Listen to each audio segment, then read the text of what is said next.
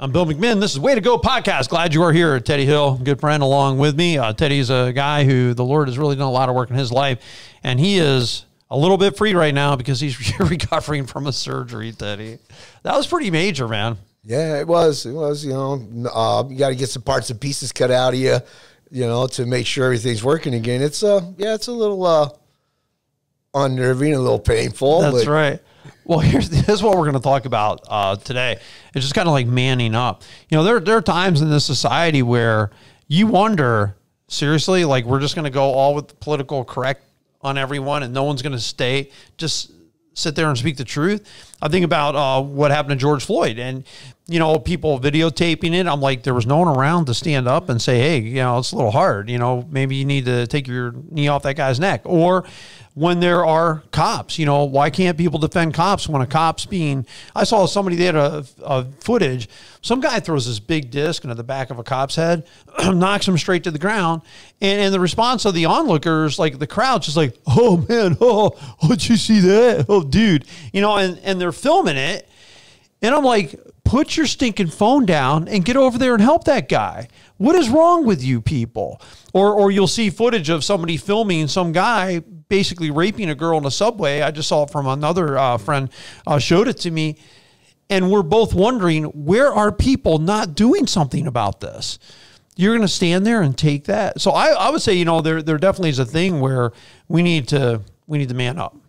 Yeah, well, a lot of people, they don't want to get involved that way. But, I mean, if you really got a lot of grit and you was raised right, you're going to step up. Right. You're going to step up. Now, as far as the police trying to stop them from doing something to somebody, you'd probably take more than one person to do that if the police was being vicious. I'm not saying that you would go and tackle a police officer or make a citizen's arrest. I'm just saying speak up. I think there are times. And while we're on being a man, I just want to say, guys, do not use these three words. Yay, yummy, and yucky. Those are three Y words. They're all Y words. Guys, don't say yay. We don't say yummy, and we don't say yucky. We just don't say it. Okay? That's my three things. What do you need? What does it take to be a man? Well, let's start off by not saying those words, okay? Because those are chick words. But I would say... Not even when you're feeding a baby? No. Okay. I don't use it, man. I don't use it. I can't even... I have a hard time tolerating when a guy sends me a K. Just K. I'm like... You can't spell it out. Just okay. You know what I mean? Just spell it out. Just say, give me the whole thing. Just give me this K. I've been teasing people about it. And I say this tongue in cheek. I mean, I've been teasing about people about this stuff for years. But be strong, I would say, is the first thing that I would like to talk about. Because, as a guy, one of the things that we have to be is we're the hard workers, right? Our wives are too. I mean, wives are phenomenally hard workers. Yes, they are. Man's work is done with a setting sun. A woman's work is never done. I mean, my wife works hard. A lot of the women I know work. They're amazingly strong. But for a guy, I mean, we do have to get out there and provide for our families. That's a big responsibility that we have. So if you don't provide for your own, you're worse than an infidel. That's what the Bible says. So that's one thing, job one of a guy. You got to be strong for your family. Oh, yeah. I mean, there's no other way you can be. If you slack in that area, then that leaves a burden on others that really shouldn't be doing it. Right. If you're going to be a man and go make money and do the right thing. And there's so many other attributes that come along with just not making money as well, as far as manning up. You got to be there. You got to have a listening ear. You got to have a tender heart and a quiet mouth sometimes. Yeah, sometimes. Yeah, absolutely. But I think that here's one thing about being a guy. There are too many times where I see men becoming passive, where they're just, okay, hey, I really don't think our teenagers should be drinking at home. Oh, stop. Okay. Hey, I don't think they should be dating that guy. And the wife, shh. Okay. Hey, I'd really like to go to church. Well, I'm going to leave church. Okay. Well, whatever church you want to go to. Like, this drives me nuts. Like, I'll hear this sometimes from guys say this. Oh, honey, whatever church you want to go to. If you want to quit this church, like Eagleville, you want to go to, okay. And I'm thinking to myself, you give me your man card right now. You lost. You're not. Yeah, exactly. It's like you're not even making decisions for your own family. You're just there going for the ride.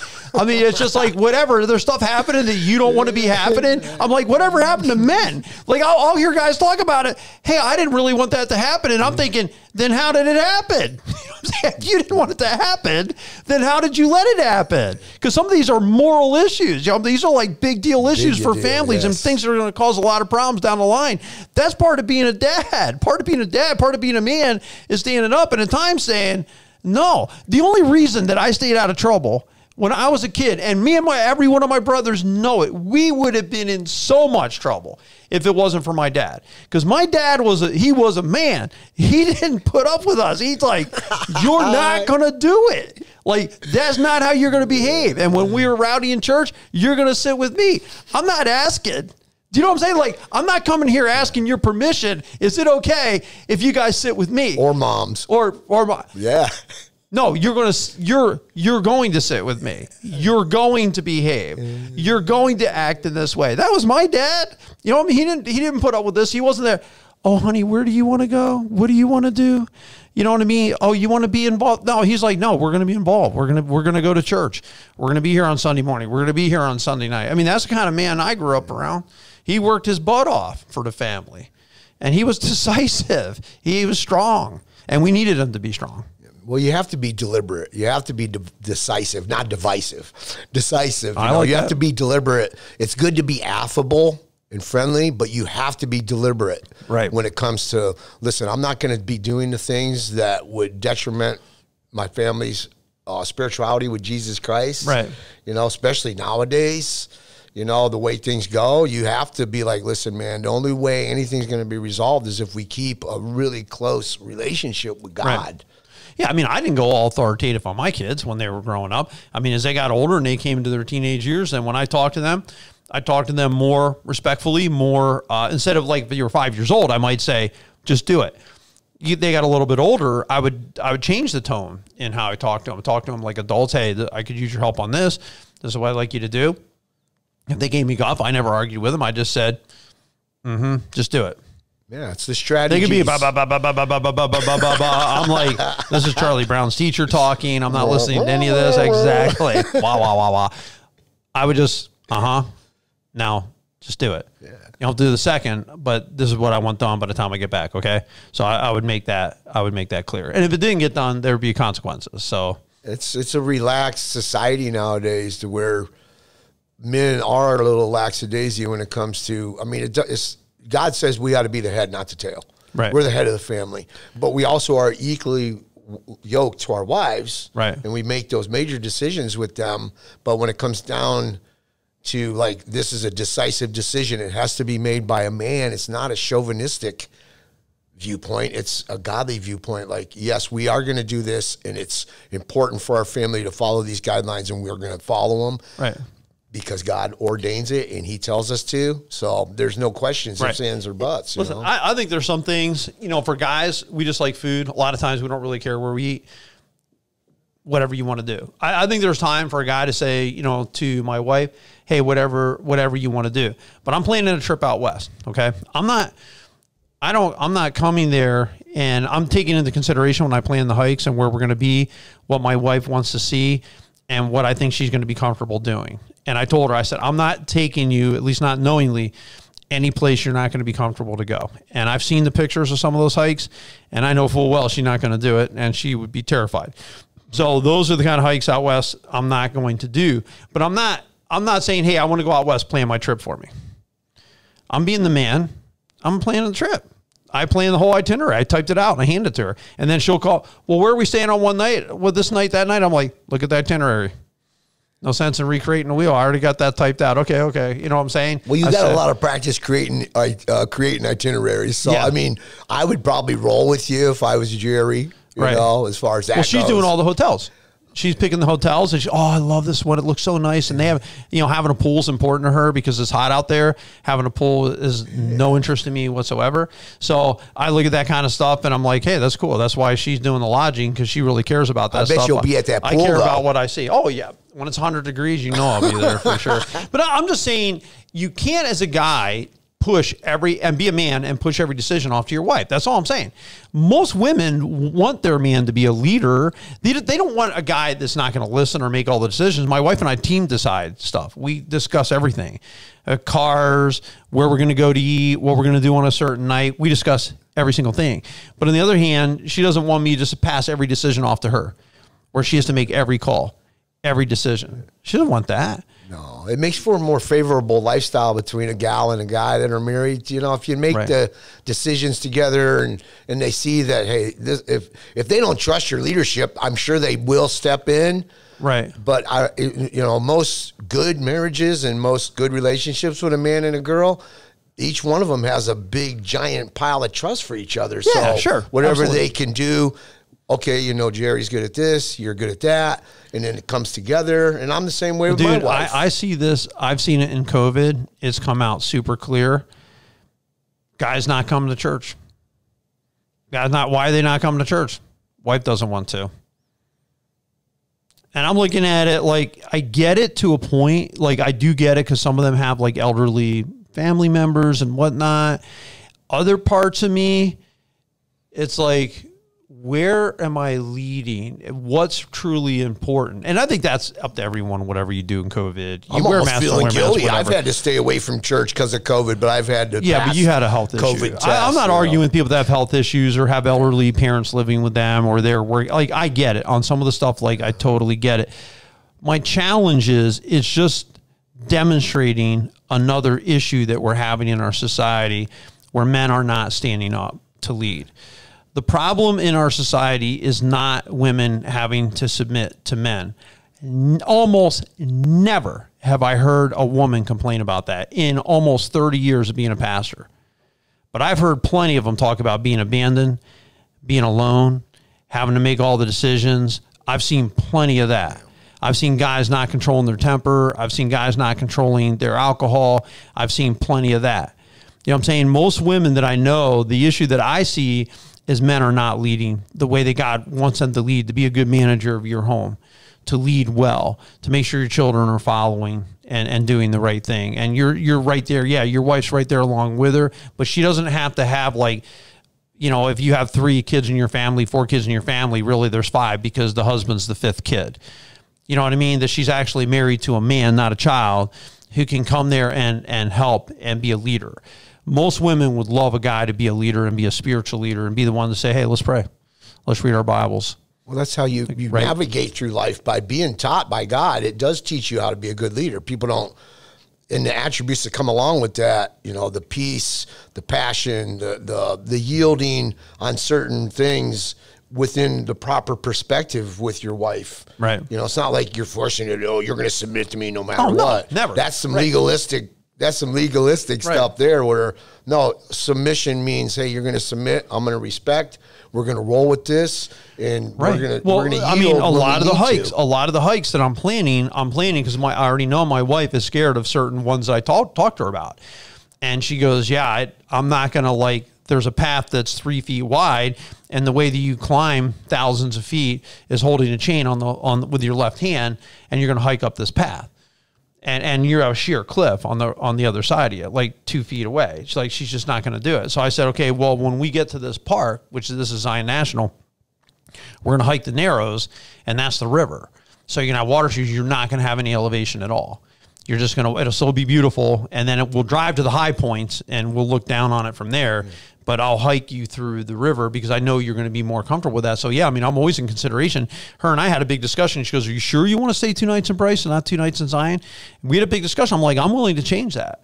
I'm willing to change that itinerary. But then we got into a big talk about it, and we're like, no, it still makes sense the way we have it right now. It just actually makes the most sense for how we're traveling through. So, but we discussed it, and I think that's the way that you should do it. But you got to be strong. I think men, when I look at men, what I want to see in men, I want to see them being strong. I want to see them they know they're selfless too, because Jesus Christ washed the disciples' feet. He said the greatest among you is going to serve. I mean, that's what Christ said. He didn't come to be served, but to serve and to give his life a ransom for many. I lay down my life for my family. I mean, that's part of being a man. I think of all the sacrifice. I think of all the Friday nights I went out with my kids when I didn't feel like it. All the times because I was tired and I'd already been out every night. Like these kids have been home and my wife's been home. I haven't been home. All I want to do is be home, you know, because I've been out doing church work every night. And so I get to a Friday night, but no, Dad, we want to go to miniature golf. We want to go see a movie. We want to go out to dinner. I would always do stuff with them. Right. It didn't matter what I wanted. You know what I'm saying? It mattered what they wanted. You know what I mean? That's the selfless. And you probably caught a second wind, you know, and then you had fun. No, always, you know, always, man. I'm a high energy guy anyway, but it doesn't take much coaxing to get me to go do something because I'm a doer anyway. But I'm saying whether I wanted to or not is irrelevant because I'm going to do it for them. I think of all the sacrifice I've made to put that house together where we live for my family. I think of everything on that property. I think of all the things I've built there to make it nicer. You know what I'm saying? I did it for them, man. When my last kid left for college, I wondered why I even had anything because everything I had was for them. You know what I'm saying? Everything I did. Isn't that being a man? Oh, yeah. Big time. Right? Yeah, you got to be selfless. You can't, even in any type of relationship as friends, even, you have to be selfless. Right. You know, have to set aside your own little defects and qualms and go at it and try to do the best you can. And that's manning up. Like, hey, you got a friend that's quite a handful and he calls for help. So what? Go help him anyways, even if he's a handful. Right. You just got to have the right time frame to be able to deal with it, and you still do it. And this is what I think, man. I think they're strong. I think they're selfless. I think they stand up. You know, I think when I think of what is a good man, is somebody who's moral, he's honest, he keeps his word. There's somebody you can count on. They're not people who just stand around and watch everyone else do stuff. Like you want to see what I don't think as a man, and I've seen this kind of stuff, when you're 20-some years old or 30 years old, and it comes time to move something here at the church, and you stand around and watch a bunch of 70-year-old guys do it. Yeah. You know what I'm saying? And you're a 20-some-year-old, 30-year-old guy, and I'm sitting there watching this, my respect level is crashing. Because I'm like, seriously? You can't get there? You would sit there and let that guy pick up your end of that? Seriously? And you wouldn't jump in there and say, not on my watch. Well, I've met some 70-year-old men that are stronger than 20-year-old guys. Well, I would agree. And let me tell you something. And that's probably why, though. And that's about as sad as our world's getting, because I don't doubt it. I think a lot of older guys can outwork the younger crew. I've seen it. I mean, not all. What do they call it? 10 ways to Sunday? Yeah. Is that what we said? What the saying is? I can outwork that guy 10 ways to Sunday. 10 ways to Sunday. Yeah. But whatever that means, we get it. You know what I'm saying? Like, you're going to work circles around Not them. all young men, no. No, not. Yeah, I speak up for them. In this county, I know a lot of young men who are awesome. They're moral. Yeah. They're hardworking. They're ambitious. They're getting it done. They're showing up to work every day. That's what I respect. You know why here's what I hear about. No, here's some of the stories I hear. Like, come back from my daughter where she works. Guys will say, oh, I was exposed to someone with COVID. Can't come to work now for 14 days. They're out at the mall with their wives. They're out taking their wives to coffee there. And what does every guy think of this? What does every single guy at that place think of this? As soon as they see it, because they might not report them to the superintendents, but they all see it and know it. What do you think they think? They're like, that guy just wanted to get out of work. And when you're the kind of guy that just wants to get out of work, you just lost your credibility with a bunch of other guys you work with. Oh, yeah. Right? Because every guy is not like that. And every guy who comes in, whether he feels like it or not, and gal, by the way, in case where my daughters, men and women who work that job, every man, every woman who comes in there every day, whether you feel like it or not, whether you're tired or not, you don't call up because you know I would never let my crew down. I'll never let my team down, because if I'm not there, that means somebody's got to come in and replace me. And I'm not going to make them do that, because that's my team. That's man thinking, right? Yeah, even throughout my little situation with the surgery, I've done what I can for as far as my part goes, dishes, everything. Right. You know, just try to do what I can for my wife within, you know, but the other stuff, like the stacking of 4 cords of firewood that's laying in the yard, they're going to have to do that. So I do have to rely on some young men in my family. You had a major surgery, dude. Yeah, so you know what I'm saying? There's nothing you can do. And as soon as you're cleared, you're going to be picking stuff up. I'll guarantee it. But Jesus, look at how he handled the money changer. Jesus Christ, man. He comes in there, you're not going to rip off these people. You're sitting there, and that's what they were doing with them when they would come in for the Passover feast. They were giving them the wrong change back, because they were bringing in different currencies from different countries, and they would get changed into the basically the Jewish currency, and so they were ripping them off on the exchange rates, and that's how they were making money. And Jesus Christ said, you're not going to turn God's house into a house of thieves. Like, that's just not going to happen. And there's got to be some stuff as a man where you're like, not on my watch. Like, I think about this church, there's stuff I've said, that's not going to happen. Not on my watch. Like over my years, that's never going to happen. We're not going to do it because it's not the right thing to do. And you give someone your word and you tell them you're going to do something, you're going to do it because that's how being a man is. That's how I grew up. Oh yeah, me too. As far as it went, that keep your word. Don't give it if you can't keep it. Right. Absolutely. Be quiet and don't say a word. And you make that place better. Like I always heard, that place should look better when you left than when you got there. And you should be able to put your name on it. That's what I heard. This is the kind of way. This is the America I grew up in. You should be able to put your name on your work. You should take pride in what you do. It should look better when you get done. You should be there all the time. You keep your word, man. Your word. Like this is the way. That's kind of like I'm not a big country music fan, but I like the stories they tell. Why? Because that's what it is. Man of your word. Anyway, you've been listening to Way to Go podcast.